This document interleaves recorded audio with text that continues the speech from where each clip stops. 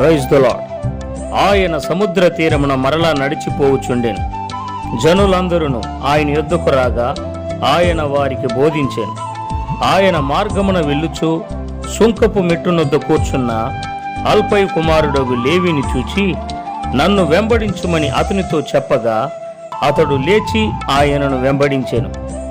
అతని ఇంట ఆయన భోజనమునకు కూర్చుండి ఉండగా సుంకరులను పాపులను అనేకులు యేసుతోనూ ఆయన శిష్యులతోనూ కూర్చుండిండిరి. ఇట్టివారనేకులుండిరి. వారాయనను వెంబడించువారైరి.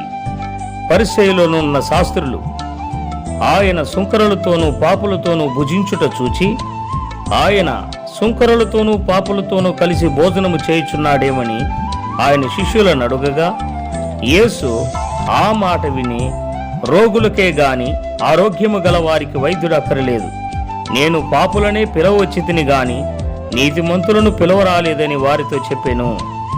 మార్కు సువార్త 2వ అధ్యాయము 13వ వచనం నుండి 17వ వచనం వరకు. ఆమేన్.